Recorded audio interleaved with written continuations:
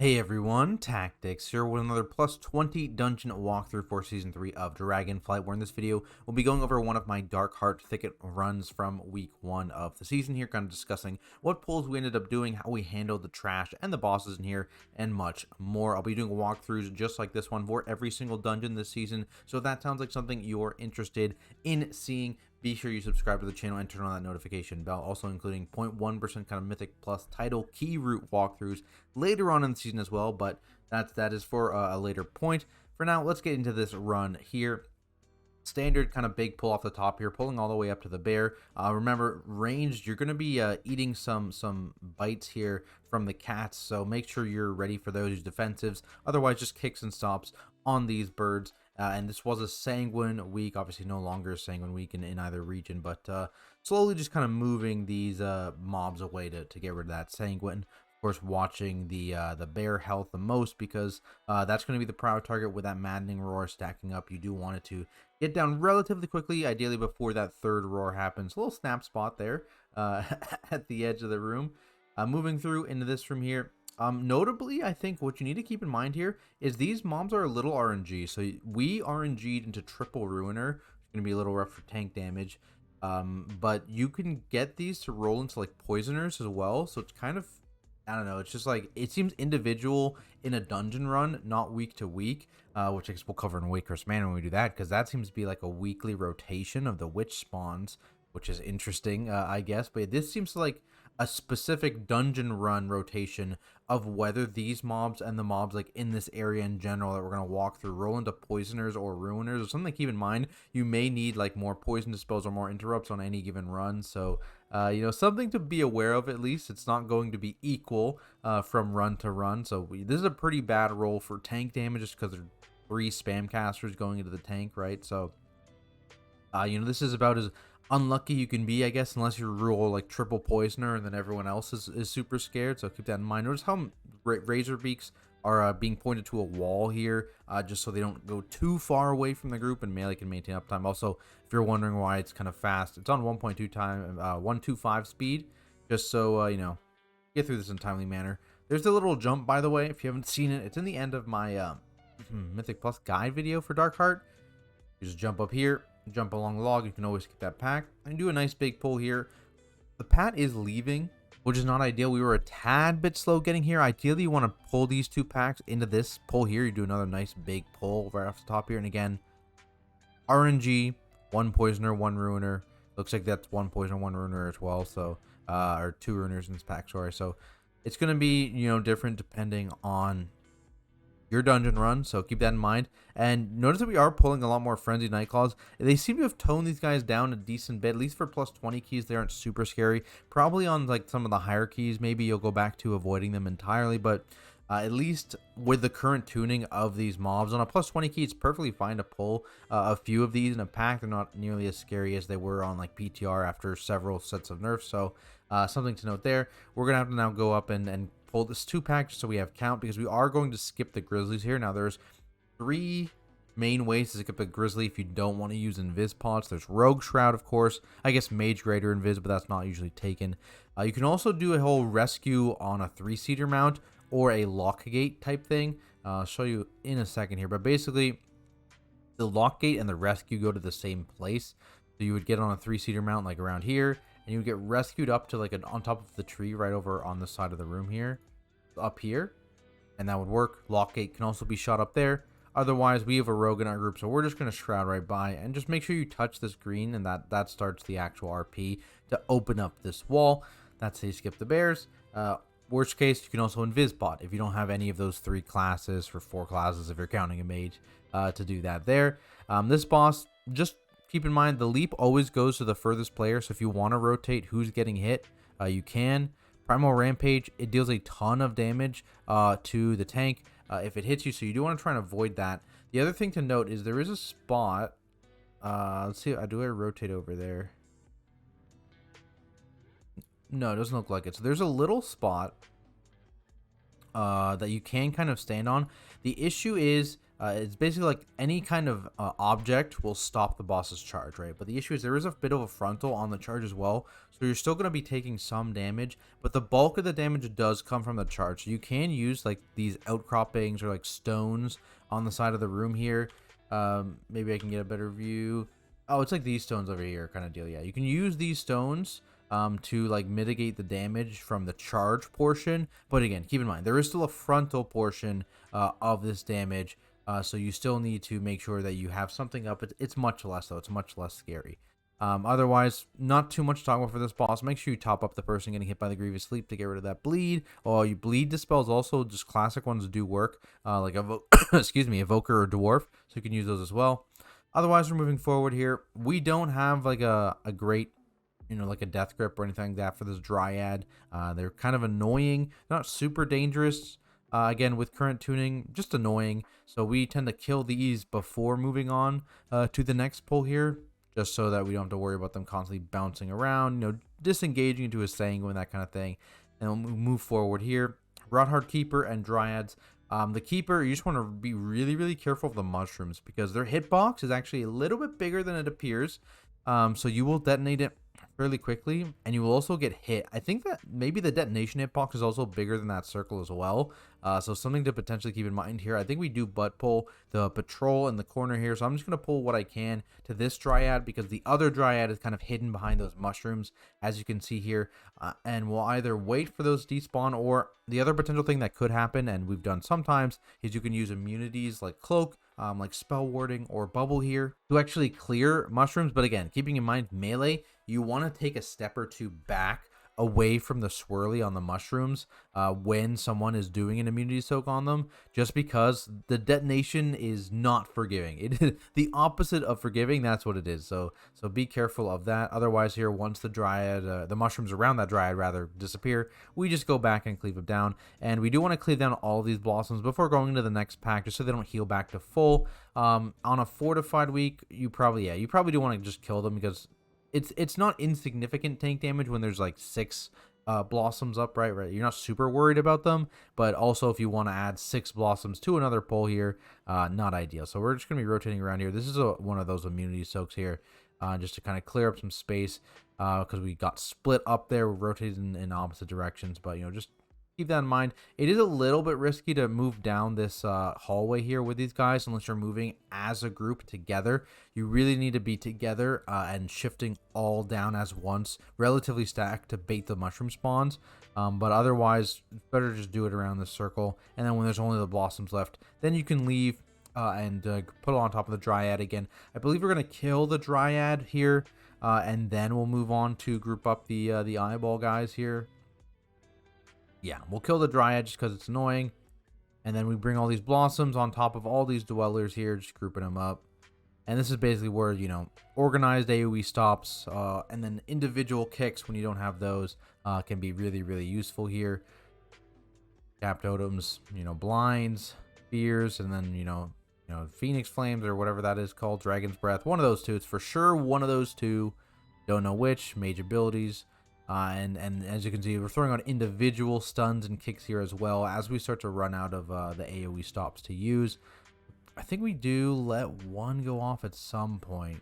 It's also a little bit more annoying on Sanguine Week here, just because these guys do kind of almost spam cast this channel, and so they'll just kind of AFK in a Sanguine for a little bit, when that goes out. But we're doing what we can. We're getting as much of these interrupted. Yeah, only one went off, so that's ideal for sure. Then we come to Gnarl Root, which I guess as a paladin is a bit of a nightmare boss to tank. But first facing this boss away for the frontal. Everyone else, you're more scared of the Shattered Earth hits. But that's what Shattered Earth looks like on a 20 fortified key. So it's a little scary for sure. For these roots, any kind of root break will work on them. So for example, Freedom is working. You see here our Holy Paladin freedomed and ran over them, and that will clear some of these roots. Druids can like shapeshift, basically things like that. You can just clear these roots, and that prevents the ads from spawning and clears up your space of the platform as well. This breath notably can be outranged. Even a paladin could outrange it if I wanted to. I could steed during the cast because the boss will plant and run backwards, straight backwards out of range. It's actually not terribly far. You just need to make sure you're saving your steed charges for that. Crushing Grip is the real big tank buster. You want to make sure you're mitigating every single time. It gets real scary, especially on Tyrannical keys. Even post nerf, there was a nerf going into Tyrannical week. It was around like, what, 15%, something like that. Still very, very scary. So make sure you always have something up. And being able to avoid the Nightmare Breath by moving straight backwards means that you can save all of your defensives for that grip. Because, of course, Nightmare Breath, it doesn't tickle on its own, right? So on a Tyrannical key, you would definitely see me running basically straight back and avoiding that breath. On this key, I just kind of, tanked through it here and, saving defenses for that. Notably also, for some reason, the grip currently pierces immunities, so like you can't bubble it, which is a little weird. I assume it's a bug, but who knows.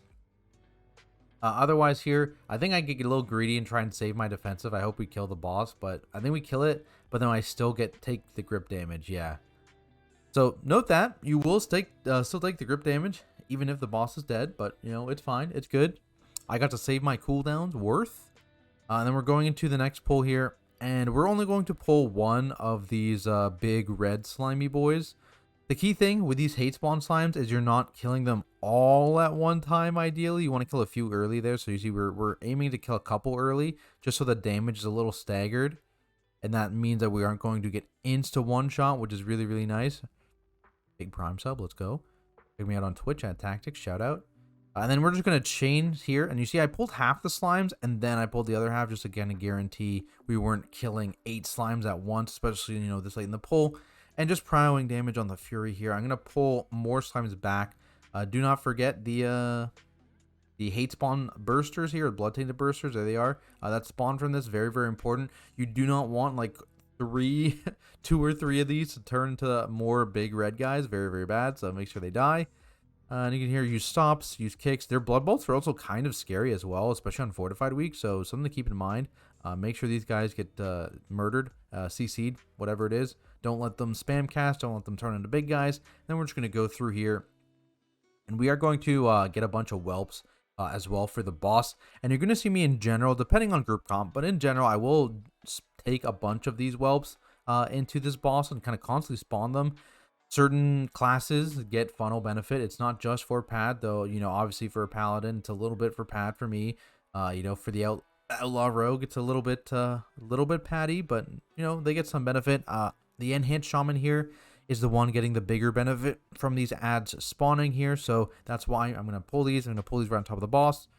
And he's going to get to use those to funnel a little bit of extra damage here into the boss. In terms of what you're worried here, it is this Earth-Shaking Roar cast. So you're going to see we are a bit spread out, and that's going to be ideal because the Mud Puddle, which I believe is directly behind the boss here, gets baited onto one player. So if you are spread out, that means that only one player is going to eat that extra tick because the Earth-Shaking Roar itself deals a fair bit of damage, and then of course that Mud Puddle deals additional damage as well. So you don't want that cleaving like your entire party taking a big hit from the roar and then also a big hit from everyone eating a puddle tick, right? In general, this downdraft, as you can see, is not too scary anymore. It's really just this roar. That's how much damage it does, right? And being spread out helps to reduce that damage by a little bit. The other thing to note is this frontal comes out just after, and it is sidesteppable, so just make sure it's pointed away from people, and then sidestep it to avoid that nasty kind of armor shred it does to the tank. Otherwise, quite simple fight here, and again, it goes super fast because we get to absolutely pump this boss, and you get the advantage of funnel if you have funnel classes available to you. So relatively easy boss here. Just remember to be spread for this roar. Otherwise, it's very, very easy to get kind of wombo comboed by this puddle and that roar damage combined here. Moving down, this trash area kind of spooky, honestly. Pretty spooky. So lots of ticks actually required to combine this with the next pull because all 3 of these mobs are spam casters, and there's spam casters in the next pull as well. I think I just back up a little bit too close. We weren't planning to pull these together, but we did because I backed up a little too close to it, so keep that in mind.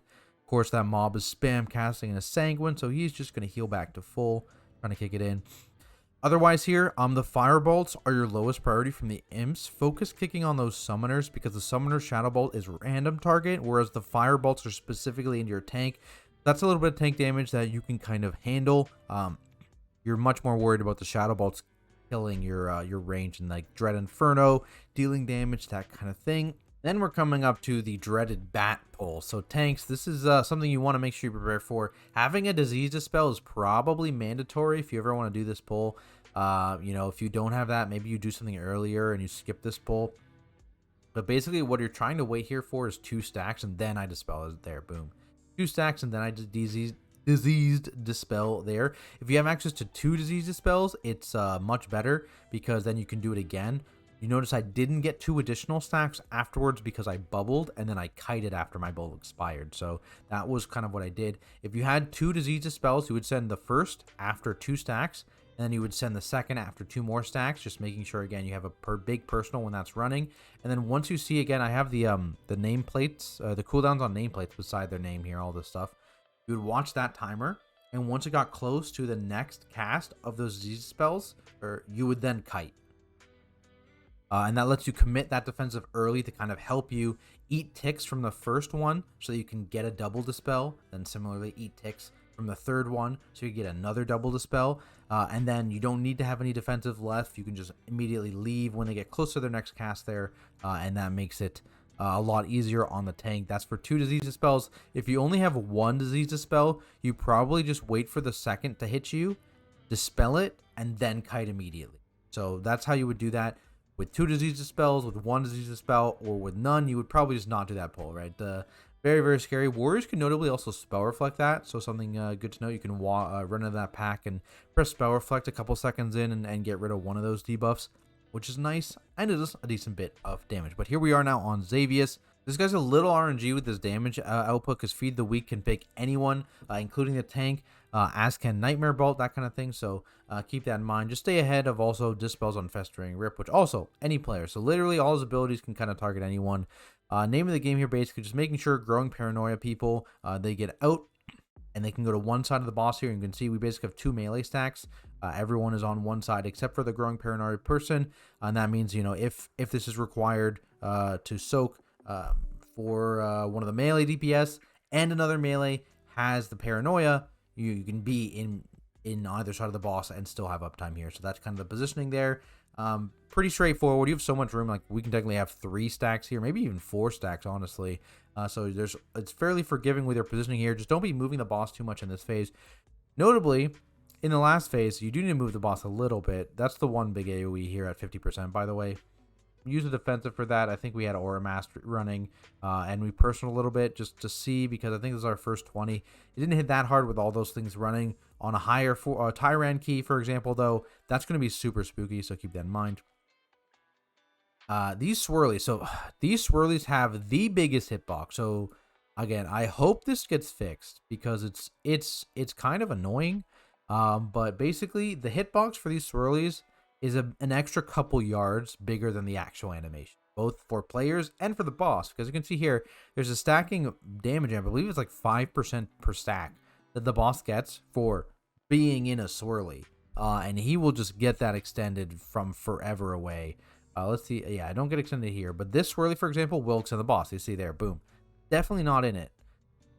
This swirly will extend the boss. Boom. He got a 4th one from that one. 5th one from the one he was actually in. 6th one from that one that was directly behind him. So you see what I'm saying here, basically. It's they need to fix the swirly animation or fix the hitbox on the swirly because it's just exceptionally unforgiving. Basically, it's insanely hard to have the boss not stack up to 10 stacks here, and that's the cap, luckily. And because of that, you're going to see for all the abilities just hit stupid hard, you know, just 50% harder, right?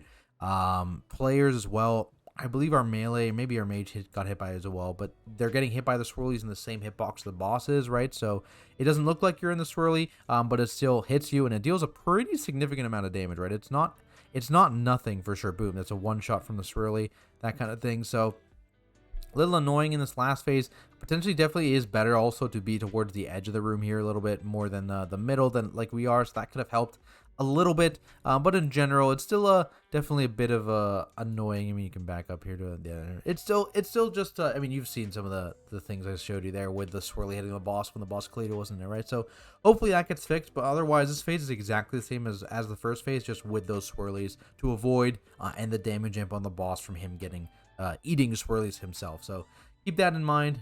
Do a little bit of movement here with the boss, as you can see, and this is where it's beneficial to have a range stack if you can, if you have range players, but otherwise just try not to move too much too aggressively here, so you don't accidentally just silence melee or fear melee with those two kind of opposite debuffs here. But that is it for this plus 20 walkthrough, guys. Hopefully it helps you get your portal, and if it does, be sure to leave a like and subscribe to the channel for more content like it.